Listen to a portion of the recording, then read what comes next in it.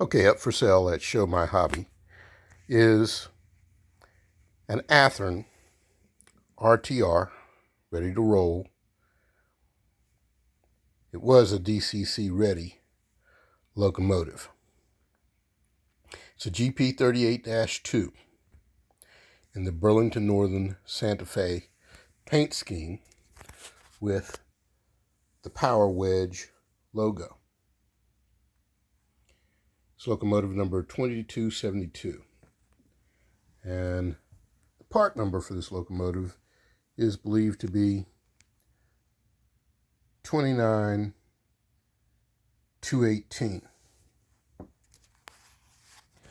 It was not received with the original box, so I've made a replacement box for it, mostly in case it needs to be shipped, as well as to be stored in as I take it to train shows.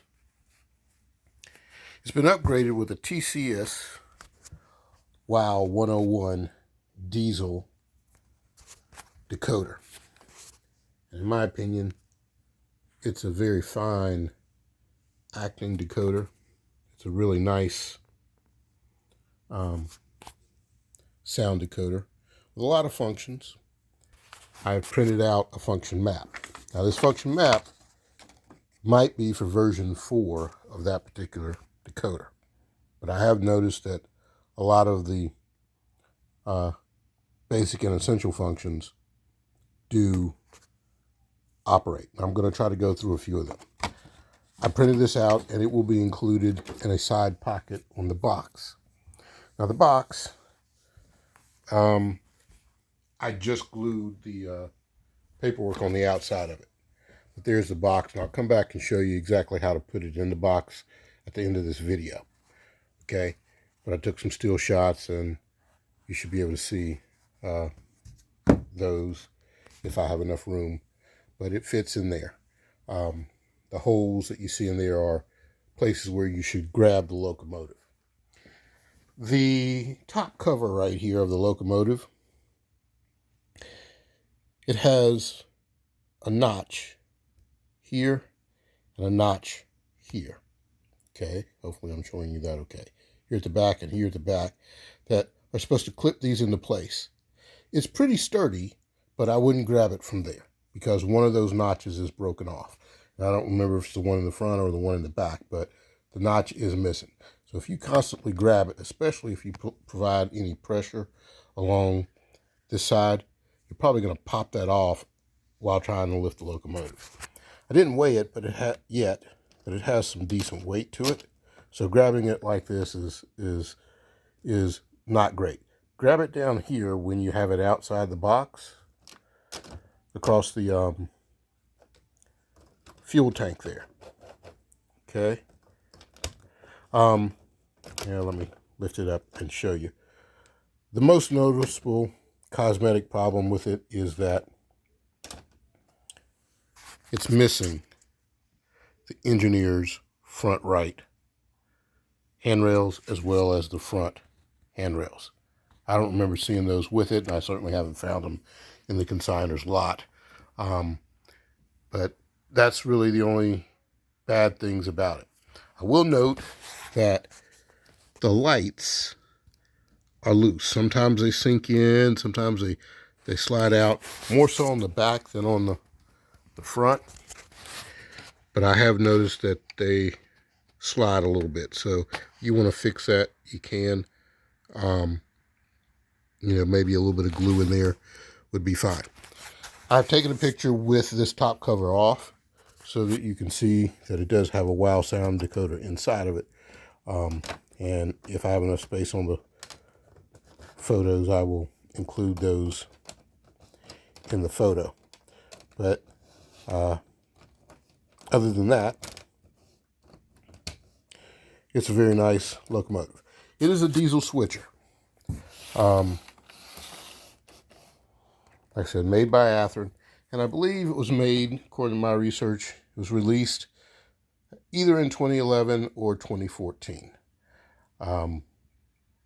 as a DCC ready module, and somebody most likely the previous owner, or maybe he got it from somebody else, I don't know, but it's been upgraded to a sound decoder. And it's a really nice sound decoder. The reason I say that is sometimes a lot of decoders, even though they're sound equipped, it's mostly a constant sound at most sound levels, especially once you get past the lower speeds. This one is using back EMF to dynamically change the way the sound operates. And so this video may be a little longer than you might expect. I try to keep it under 15 minutes, but you need to watch it go around at least maybe two times. That right there is a small incline of about ½ an inch, I think. If that much, it might only be ¼ of an inch. Right there on my layup, okay? And I'm going to start the locomotive. I'm going to get it up to about 4 speed steps, which means it's not going to run very fast at that point. But I'm going to let it go around twice so that you can listen to the dynamic ranges and the way in which the locomotive itself changes sound pitch based on what it thinks is the load. So it's going to kind of coast down that hill and, you know, reduce its power requirement as far as the sound is concerned. And then as it goes to do the incline, it gears up a little bit. So I think that's pretty cool because there's not a whole lot of sound decoders that do that. Now, if you look at this decoder thing right here, there are tons of functions on it. Okay? I have other trains on the track, so they're going to all start up. Give me a moment and I will shut the 2 loudest ones off. Okay. Now, this suggests that the prime mover on and off is function 12. Okay. So I'm going to hit function 12, even though I think it's making some noise right now. I'm going to turn that off for a moment.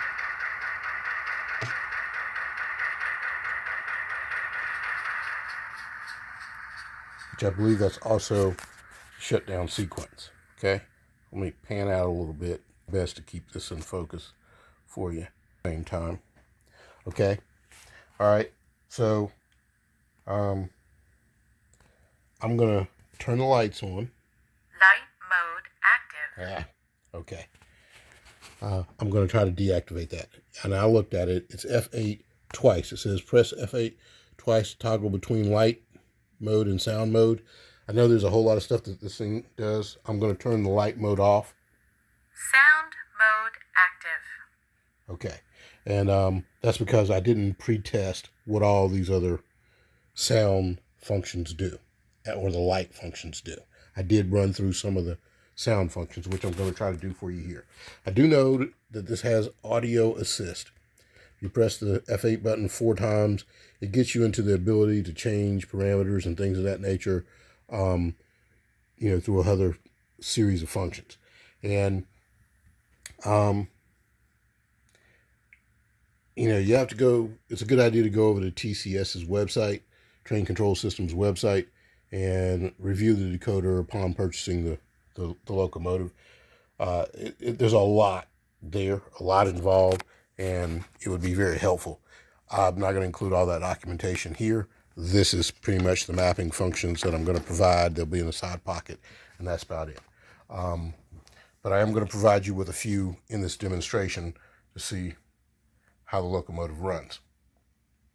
All right, so I'm going to press F8, and I think we're going to get our startup F12, excuse me, and I think we're going to get our startup sequence that way. F12.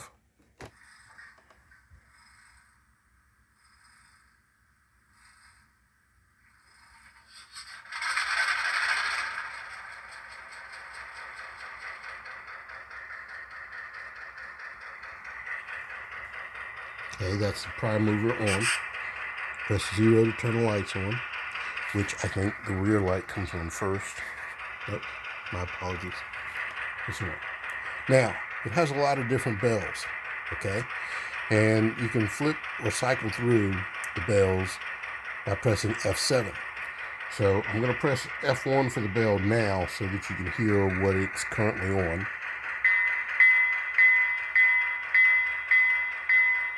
Turn that off. Okay. Give it 2 toots on the horn. Nice and loud. Okay. And then bump it up to speed step 1. Get on your way. It's 1. So as a switcher, it moves. Like I said, it does have some decent weight to it. Alright. You can hear it throttling up a little bit. I did not test its pulling power capability, but it looks good. Now, I'm going to set the price on this. Since I don't really have time, we have a show coming up to set it as an auction to give somebody an opportunity to bid on it. I'm going to set it at $250. The original retail price was about $99.98, I do believe. And it has a WOW decoder in it. And the decoder is like $109.99. So that's $209 right there. Then there's a speaker in it, obviously. That didn't come with it originally. I have not noted that it has a Keep Alive in it. If it is, the Keep Alive is very quick. It doesn't work very long. But I didn't take the shell off of it completely, just the top cover. And the reason I know that this one was released in 2011 or 2014 is because it has a 9-pin decoder socket sitting on its board, but the TCS WOW decoder isn't plugged into it. It has wire harnesses, as far as I know, and they look like they plugged those in somewhere else, or maybe they even soldered them in. I'm not sure. You can only see so much from the top cover, so the top cover is where I left it. So did you notice, even though I was talking, it geared up quite a bit to get up the hill, and then it geared down to come down the incline. So I'm going to be silent right about now. It's on 4 speed steps. Let it go around.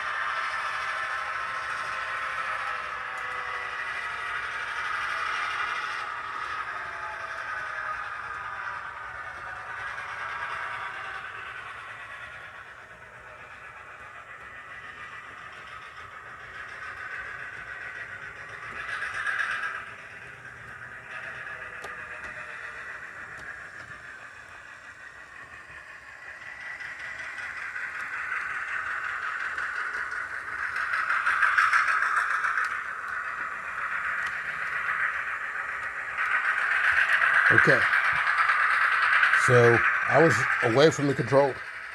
I made no changes myself. It's doing the dynamic sound changes on its own, and they're great. So we're at 4 speed steps. It has a quillable whistle with a pre-recorded sound on function 4. So I'm going to press function 4 so you can hear that.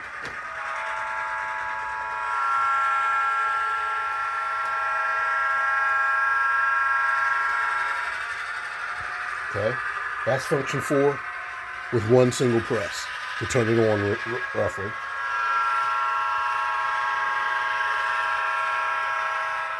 Seems to be repeating it. So what I'm going to do is I'm going to hit F4 again to turn it off.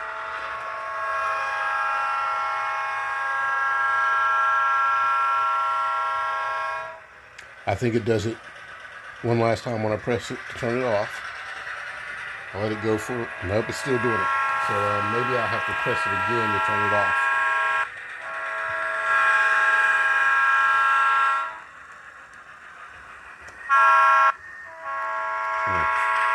I didn't notice that it was doing it before, but I can't seem to get it to stop doing it now. So I'm going to hit the regular horn and see if this stops it.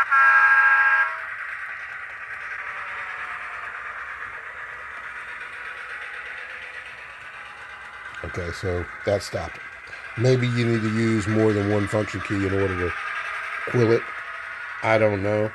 I just know I pressed it earlier in testing and it made a quillable noise. All right, so the short toot on the horn is F3. So you've heard F1, F2, F3, and F4 already. So F5 is the dynamic brakes. I'm going to hit that. Okay. It triggered those. Turn that off. Okay. So maybe it actually even stops it. Now I'm going to skip F6 brake release. At least I think I am. Let me hit F6 because there's one item here. Actually, I mentioned F7 is something that does something else, but I didn't try this. I didn't test it. F6 is this. I think it's just a sound, but I didn't hear it. Let me try F5. Let me hold F5 and see if the thing just stops. It does quite a bit of slowdown, almost a complete stop by pressing F5. Okay. All right, now that's off.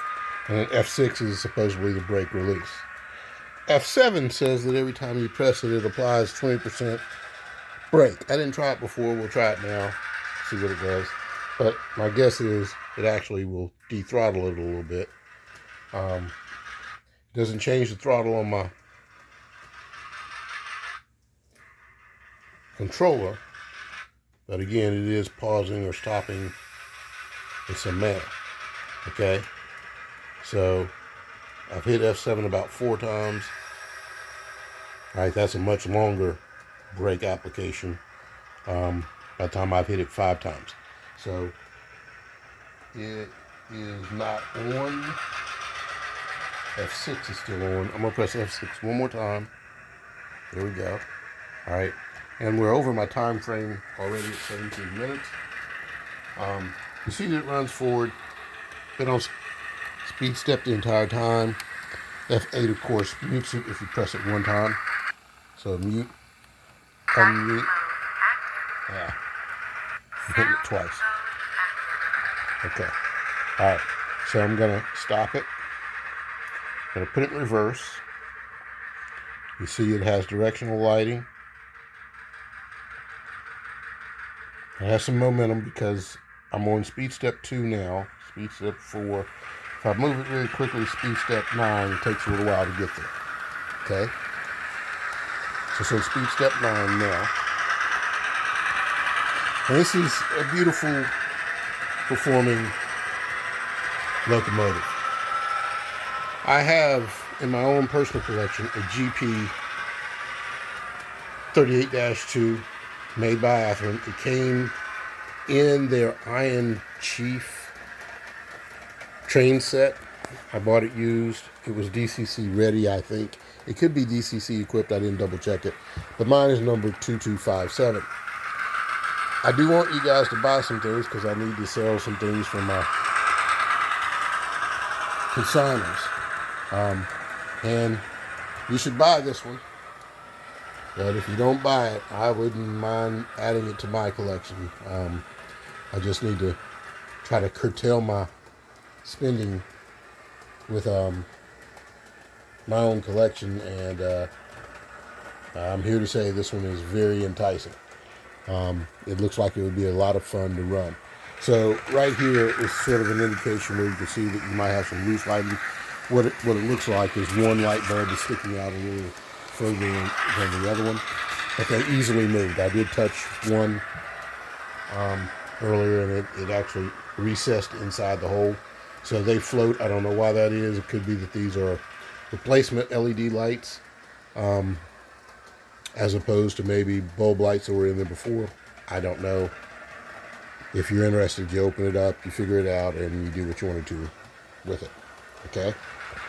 But you can just apply some glue, fix them in the right position, and then that would be fine. Okay? So that's it. It's running very good at 9 speed steps. I've turned it off. Put it back and forward. And I'm going to bump it up to all 28 speed steps on this particular MRC throttle. But it's a 128 speed step decoder. Speed step 9, 10, 13, 14, 17, 20, and 28. So, because it is a switcher, it will soon be at its maximum speed, which is not some blazingly out of scale speed. It has some weight to it. I feel it probably has some decent pulling power, but unfortunately I did not test that. It is the Burlington Northern modern paint scheme.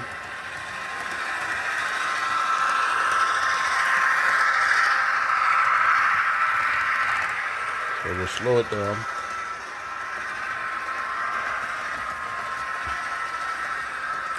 And it has machine metal wheels. A lot of the older Athearn models had sintered wheels. Metal that is, in my opinion, not the world's best for wheels. But these wheels are nickel plate to wheels, so they're good. There you go. It does have a little bit of keep alive in it, okay? So it's off the tracks for about 3 to 5 seconds easily, okay? So before, when I tested it, maybe I just didn't let it run actively enough to charge the decoder, okay? All right, I'm going to pause it. I'm going to take it over, and I'm going to show you the proper way to put it inside the box. It's a good idea that I show people this, even though it's mentioned there. Like I said, if you keep on grabbing this right here, you're going to reach out and grab it one day and lift this off instead of the locomotive coming up. At one point that comes off, it might already be airbound. So I strongly suggest staying away from lifting it from this location right here. So to get it into the box, it might take me 2 hands to do so, but I'm going to peel it back a little bit. I tried my best to trim things as best I could so that you can get it. It does fit in there rather snug. Tell you what, I'm going to pause it for just a second because I have some foam pieces that I did make to go around the guardrails to ensure that they stay in the best shape that they can. So give me a moment and I'll come back. Okay, I've applied the foam pieces that I custom cut to help protect locomotive handrails. Okay, so when placing it in the box, we'll try this, like I said, with one hand, with me trying to record it at the same time. I suggest that you lift it from here, okay, from the exhaust fans. Now I'm going to lift it up. That right there is the strongest thing, okay. Now it's going to have a heavy back end, but you stick it in there, slide it towards the back, and the cab lines up where I've stated the cab lines up, okay, right there. If you leave it right there, okay, so that the cab, orange part of the cab, is between these 2 vertical lines. These 2 vertical lines, just trying to get this in the picture for you, okay. Then that gives you the appropriate amount of space to clear the couplers on both sides, and then these little pieces of foam will easily fit down on there without hitting anything. They won't damage your horns, okay? Everything will be fine. You need a little bit of a bend right here, okay, to get the lip into the retainer and then close it. Okay? And that's how you put it in the box. Over here's the pocket. That's where those button functions will be